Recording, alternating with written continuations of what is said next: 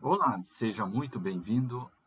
Eu sou o professor Jair Luiz Reis e vamos falar um pouco sobre o Concílio de Constantinopla.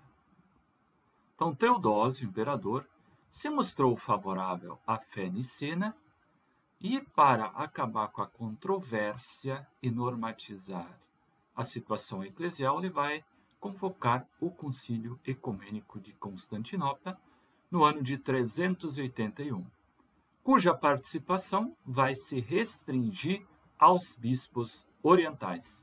Então vão surgir dificuldades em torno da pessoa do Espírito Santo, a terceira pessoa da Santíssima Trindade, e tem alguns que vão dizer que o Espírito Santo é criatura. O Concílio de Constantinopla vai apresentar uma sequência de conceitos para afirmar a divindade do Espírito Santo.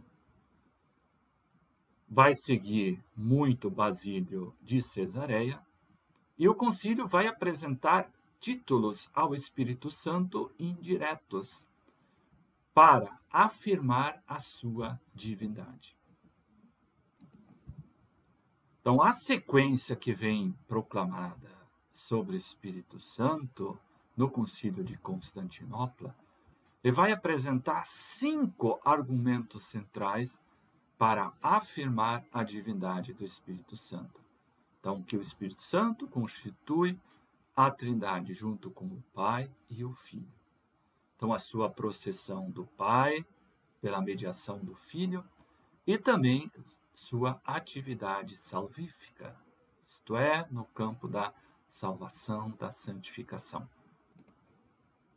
Então, os termos usados para descrever a terceira pessoa da Santíssima Trindade querem apresentar numa linguagem equivalente a consubstancialidade do Espírito Santo ao Pai e ao Filho. É o que vem aqui dito nessa coleção organizado por Bernard Sisbouet, O Deus da Salvação. Então, Constantinopla não vai dizer que o Espírito Santo é consubstancial ao Pai, ao Filho. Ele vai encontrar uma linguagem que é aproximativa para isso. Então, e essa sequência, aí nesses 5 grandes argumentos que nós vamos apresentar, vai ser uma síntese dos padres capadócios e, de forma mais incisiva, Basílio de Cesareia, sempre para reafirmar a divindade do Espírito Santo. Então, a primeira sequência, e no Espírito Santo, ela vai pôr toda a ênfase na santidade do Espírito e retoma esta ideia do Novo Testamento. Da mesma forma, se reporta a noção de que somente Deus é santo. A santidade, que é um conceito próprio de Deus, vai mostrando de uma maneira indireta essa consubstancialidade, ou seja, que o Espírito Santo é da mesma natureza do Pai e do Filho, isto é, possui em comum a divindade. Por isso, ele, o Espírito Santo, é o santificador. Isto é em virtude de que é santo por natureza. Então, a natureza divina, a única natureza divina, o único ser de Deus. Então, a questão da santidade. Quem é santo? Primeira referência é sempre Deus. E se o Espírito é chamado de santo, nessa compreensão vem afirmado a questão da divindade do Espírito Santo. Vem para refutar todos aqueles que afirmavam que o Espírito Santo era criatura. Ao afirmar a divindade, ao dizer que ele é santo por natureza, refuta exatamente isso. E o segundo artigo, que é Senhor. Então, o símbolo não afirma que o Espírito Santo é Deus, mas lhe reserva o nome propriamente divino, a saber, Senhor. Quem é o Senhor? Com esse S maiúsculo, somente Deus. Então, ele vem para designar não somente a Deus Pai e o Filho, Senhor glorificado, mas também o Espírito Santo. Vejam que aquilo que a gente já havia, de certa forma, alertado no primeiro vídeo, aqui nós temos a comprovação dessa afirmação indireta de que o Espírito Santo é Deus. Então, não se falou diretamente, já mencionamos que o termo não está na Escritura, e também para não encontrar qualquer tipo de dificuldade na acolhida da verdade de Constantinopla. Não podemos esquecer que nós nos encontramos numa nova linguagem, numa nova forma de interpretação do próprio Evangelho. Então, todo cuidado é essencial. E aí, ao afirmar que é Senhor, vem afirmado a questão da divindade. Então, assim, esse título põe o Espírito no mesmo plano que o Criador soberano do mundo e seu Filho estabelecido à sua direita. Novamente, a obra de Bernard Siskoe, O Deus da Salvação, na página 240. Vamos seguindo para o terceiro argumento, e dá a vida. Com essa referência bem reforçada, a missão criadora, recriadora e divinizadora na economia da salvação. Pois o Espírito é aquele que comunica a vida divina, à semelhança do Filho ressuscitado e cheio de vida. Então, quem pode comunicar vida plena, é somente Deus. Então, por isso lemos no texto sagrado, o Espírito que vivifica, Evangelho de São João 6,63. O Espírito é vossa vida, Romanos 8,10. Espírito vivificante, primeira carta aos Coríntios 15,45. Expressão e da vida. Então, essa dimensão criadora, recriadora e divinizadora, que é própria da pessoa do Espírito Santo e vem para realçar que ele é Deus. A divindade do Espírito Santo, ela é fundamental para a gente ter essa compreensão correta da Trindade.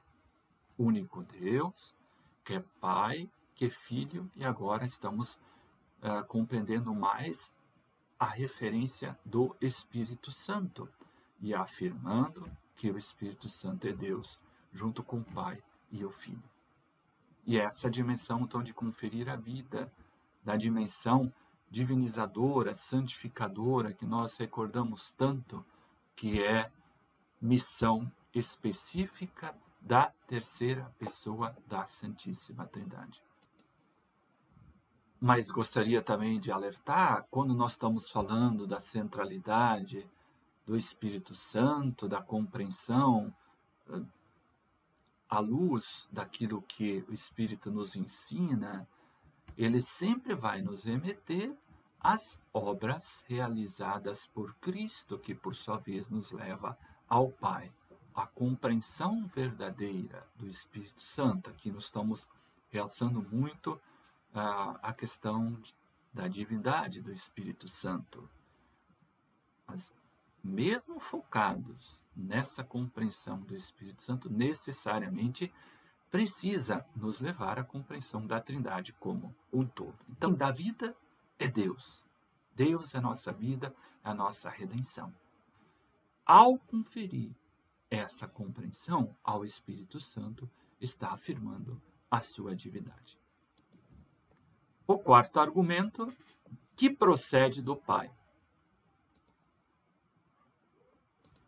Então, aqui toma como base o Evangelho de São João 15:26, o Espírito que procede do Pai. Isso para realçar que o Espírito, como proveniente de Deus, jamais poderia ser confundido com uma criatura. Então, ao afirmar de que o Espírito procede do Pai, vem refutar a questão, a heresia de que o Espírito Santo seria uma criatura, como alguns propagaram. E aí o Concílio de Constantinopla vem para realçar com toda a profundidade e com toda a amplitude que o Espírito Santo é Deus. Então, por isso, o Espírito não é nem não gerado como Pai, do Pai tudo procede, nem gerado como Filho, a questão da geração do Filho, mas é tampouco criado, pois tem uma origem divina eterna. Claro que estamos nos debruçando sobre um mistério fundamental da nossa fé, mas essa eternidade da terceira pessoa da Santíssima Trindade, ao refutar claramente que o Espírito Santo é criatura, isso é muito importante teologicamente, para reafirmar de que o Espírito Santo é Deus. Desde sempre existiu a eternidade da pessoa do Espírito Santo. E a gente tem, claro, precisaria de um estudo complementar, todas essas referências, inclusive no Antigo Testamento, que apontam a questão da eternidade do Espírito Santo. Então, a referência procede do Pai, indica que vem a partir para enfatizar a sua origem. Se procede do Pai, necessariamente a sua origem é divina. Tudo isso para expressar a consubstancialidade do Espírito, visto que ele procede da fonte da divindade, a saber, o Pai. Então, o Espírito, portanto, possui a vida por natureza, porque procede do Pai, assim como o Filho é gerado dele. Então, essa referência sempre por natureza, única natureza, sempre mostra a unidade da divindade.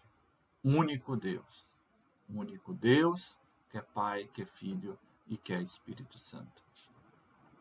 Então, o último argumento é o quinto, então, que como o Pai e o Filho recebe conjuntamente a mesma adoração e a mesma glória. Adoração única a Deus se volta à Trindade como um todo. Como diz lá Bernard Sisboe, estou citando tal e qual, o Deus da salvação, na página 241. Por conseguinte, o Espírito deve ser adorado e glorificado em igualdade com Deus, assim como o Filho é glorificado à direita do Pai. O Espírito Santo merece a mesma adoração e a mesma glória, porque juntos, Pai, Filho e Espírito Santo constituem a Trindade. Um Deus em três pessoas. Então, esses 5 argumentos que nós vimos, rapidamente para a gente fechar aqui o nosso vídeo. Primeiro, é no Espírito Santo, somente Deus é santo. Depois que é Senhor, título de Senhor sempre atribuído a Deus. Igualmente da vida, quem dá salvação é Deus. Que procede do Pai, então o Espírito procede de Deus Pai. E que, junto com o Pai e o Filho, já que constitui o único Deus, Pai, Filho e Espírito Santo, então o Espírito Santo também merece a mesma adoração e a mesma glória. Então era um pouco isso que eu quis apresentar para vocês, de maneira bastante rápida, aí dessas verdades fundamentais do Concílio de Constantinopla. E nós vimos já que, depois desse concílio, vem constituído o símbolo niceno-constantinopolitano e adquire, claro, esse valor dogmático. Muito obrigado por ter visto o vídeo até o final. Um grande abraço e até a nossa próxima oportunidade.